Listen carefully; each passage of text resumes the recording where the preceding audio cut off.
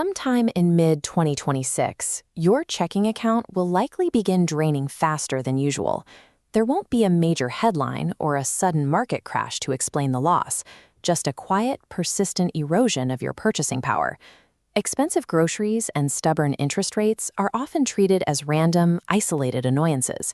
In reality, they are connected symptoms of a specific timeline that began months earlier. The process started on February 28, 2026.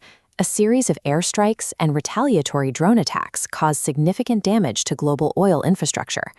This map shows the Strait of Hormuz, a narrow passage that carries 20% of the world's oil supply. When conflict effectively shuts down this bottleneck, it severs the main artery of the global economy. This sudden disruption tightens global supply chains instantly. It initiates a multi-stage chain reaction that moves through the economy in predictable intervals. Failing to identify the origin of this pressure leaves consumers blind to the sequence of economic shockwaves already moving toward their bank accounts.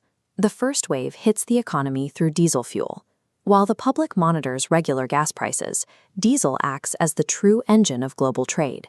Diesel powers the trucks, ships, and trains that move every product you buy. When its price rises, that cost quietly infects the price of food and consumer goods long before the items reach the shelf. This creates the second wave, groceries. It takes roughly 30 to 60 days for those higher transportation costs to pass directly to the consumer. Grocery totals begin to feel off every week. As costs rise, physical portion sizes often shrink to maintain profit margins, making your money disappear through a combination of higher prices and less product. Because the pain is felt exclusively at the supermarket, the public typically blames localized retail inflation, missing the connection to the energy disruption that occurred 2 months prior. The third wave involves fertilizer. Production depends heavily on the energy sector and the trade routes currently under disruption. Farmers absorb extreme fertilizer and fuel costs during planting decisions, but the market won't see the result until the harvest. By October, the food supply tightens significantly.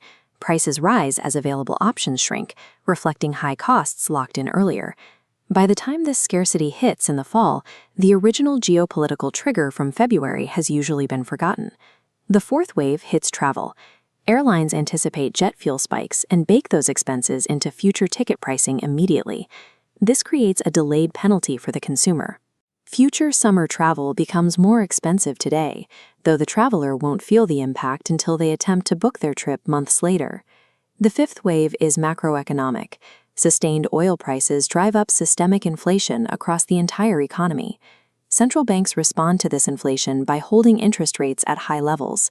This keeps credit card debt expensive and prevents mortgage relief from reaching homeowners. The most devastating cost of this chain reaction is not a specific bill, but the weight of structural relief that never arrives. Panic and delay define the typical public reaction to economic shocks. These emotional responses often accelerate the loss of personal wealth. Successful navigation requires executing deliberate, unglamorous actions long before the majority of consumers react.